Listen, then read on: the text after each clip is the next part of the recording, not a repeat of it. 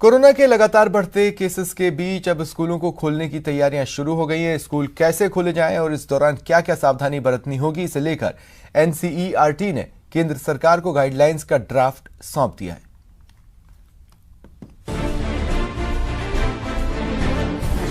Corona के case बढ़ रहे लगातार, स्कूल खोलने पर भी हो रहा विचार। एनसीईआरटी ने किया 6 फेज का प्लान तैयार।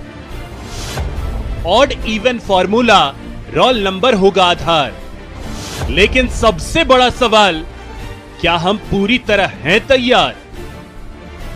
8 जून से अनलॉक 1 का दूसरा फेज शुरू होने के बाद बाजारों में चहल पहल बढ़ गई है। शॉपिंग मॉल की रौनक भी लौटने लगी है। मेन रोड पर चले आइए तो बिल्कुल नहीं लगेगा कि हम कोरोना के खतरे के बीच जी रहे हैं। कहीं कहीं से आई लापरवाही की तस्वीरें तो खौफ पैदा कर रही हैं।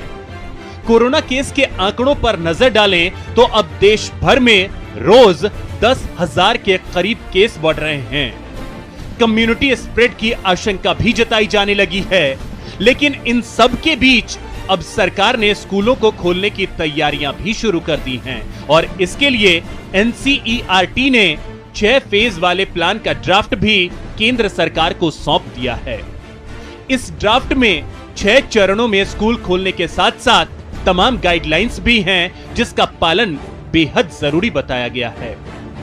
ड्राफ्ट के अनुसार एक कक्षा के बच्चों को एक साथ स्कूल नहीं बुलाया जाएगा। इसके लिए रोल नंबर के आधार पर ऑड इवन फॉर्मूला लागू किया जाएगा या फिर 2 शिफ्टों में कक्षाएं लगेंगी। बच्चों के स्कूल पहुंचने के समय में भी 10-10 मिनट का अंतराल होगा। ड्राफ्ट में सोशल डिस्टेंसिंग के लिए कक्षाएं खुले मैदान में लगाए जाने का सुझाव दिया गया है। एनसीईआरटी ने जो 6 फेज सरकार को बताए हैं, अब वो भी जान लीजिए। पहला चरण, 11वीं 12वीं की कक्षाएं शुरू होंगी। 1 हफ्ते बाद 9वीं 10वीं की कक्षाएं शुरू होंगी। 2 हफ्ते बाद 6ठी से 8वीं तक की कक्षाएं शुरू होंगी। 3 हफ्ते बाद तीसरी से 5वीं तक की कक्षाएं शुरू होंगी। 4 हफ्ते बाद पहली दूसरी की कक्षाएं शुरू होंगी। 5 हफ्ते बाद अभिभावकों की सहमति से ही नर्सरी केजी की कक्षाएं शुरू की जा सकेंगी।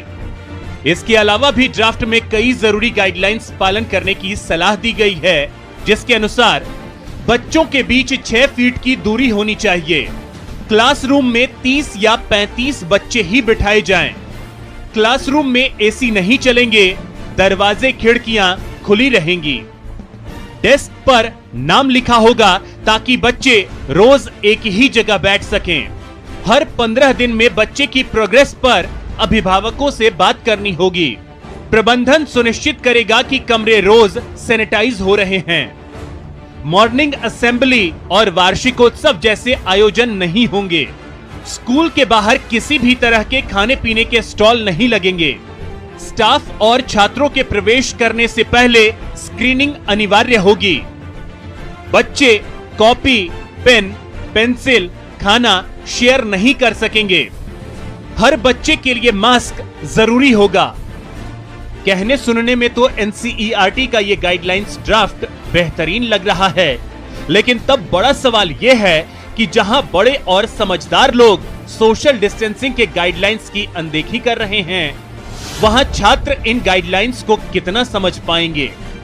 क्या बच्चों की सुरक्षा पूरी जिम्मेदारी स्कूल प्रबंधन लेने के लिए तैयार हैं? ये सवाल इसलिए भी क्योंकि इजराइल ने भी कोरोना पर शुरुआती नियंत्रण के बाद स्कूल खोल दिए थे और उसके बाद 250 बच्चे इस वायरस की चपेट में आ गए थे। नए केस आने के बाद 6,800 बच्चों को क्वारंटीन करना पड़ा और इजराइल सरकार को स्कूलों को फिर से बंद करने का आदेश जारी करना पड़ा। इसमें कोई शक नहीं कि कई महीनों से स्कूल बंद होने के कारण बच्चों की शिक्षा पर असर पड़ रहा है। शिक्षा बेहद जरूरी है, इसमें कोई शक नहीं, लेकिन सबसे जरूरी है नौनिहालों की जान। इसलिए स्कूलों को खोलने से पहले यह देखना होगा कि इसके लिए हम कितने तैयार हैं। Bureau report, news 18 Rajasthan.